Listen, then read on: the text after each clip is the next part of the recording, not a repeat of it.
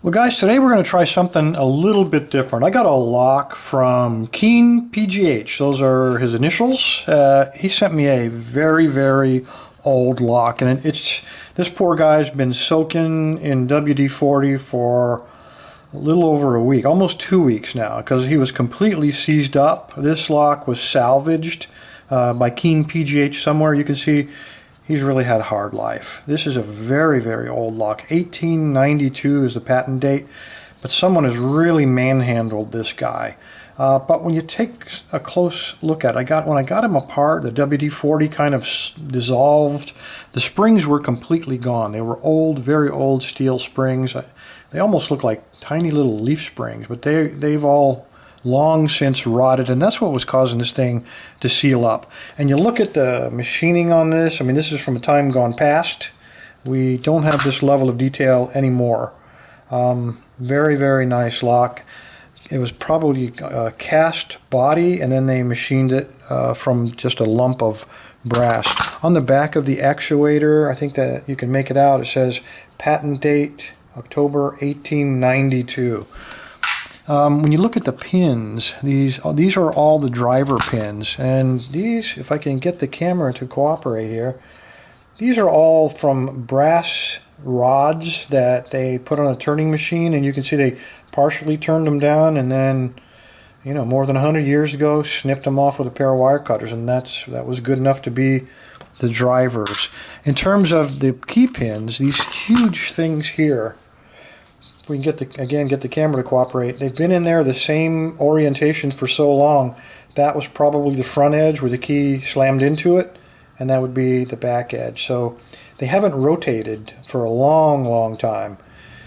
Why am I making a big deal out of this? Well, we don't often rebuild locks and go to a lot of trouble to do that, but I think this one makes it worth it. I'm going to go ahead and we're going to clean this poor guy up. I'm going to put him in the lathe. We're going to do as much as we can to give him some first aid.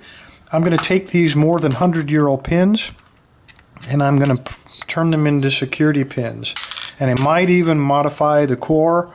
I might even do some threading. We're going to turn this thing, this 100-year-old plus lock, into the oldest challenge lock in circulation. And then I'm going to give it away to one of you guys. So let's first go ahead and clean this thing up on the lathe.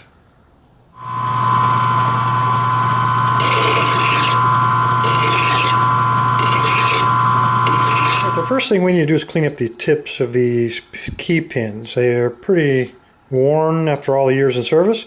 So what I'm going to do is I'm going to go ahead and clamp it up inside of my Dremel tool. I'm going to take just a very fine file, and I'm just going to file off that angle just to give us the angle that we need. So let's go ahead and refurbish these pins.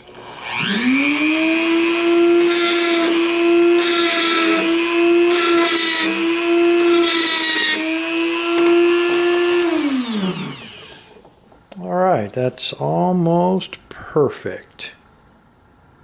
Alright, all those tips look good as the day they came out of the factory more than 100 years ago. Alright, now what are we going to do?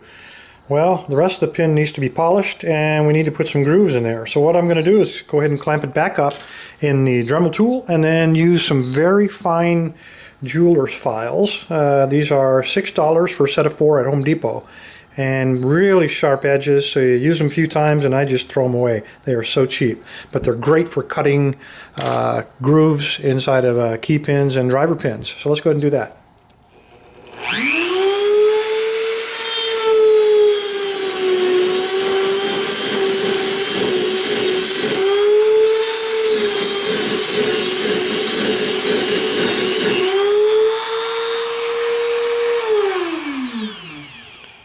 Beautiful.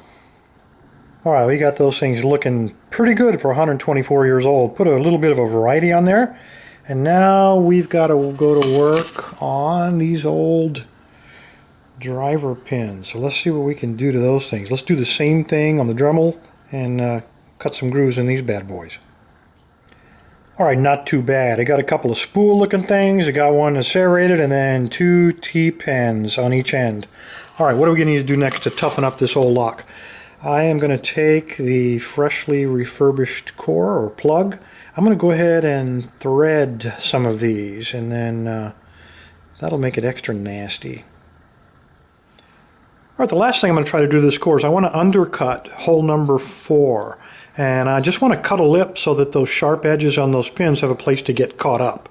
And to do that, I have a very fine-tipped diamond grinding wheel for my Dremel tools. And I think I can just barely squeeze in there. So let's see if we can make that happen.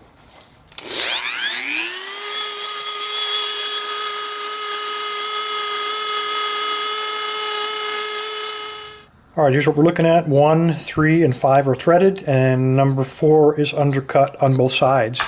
I did nothing to the body because nothing on this lock is standard, and this is not a standard width plate. I couldn't get one that I thought would fit, so I just left that alone. And then pinning, here's what we're looking at. It is going to be quite challenging when we get this thing together. So give me one moment and we will make that happen. Well, fellas, there he is, 124 years after he left the factory. Cleaned him up pretty good. There's still a few little tiny blemishes, but he does look a lot better than when he came in the lock lab. Guaranteed. Plus his guts are a lot better. So here's what we're going to do.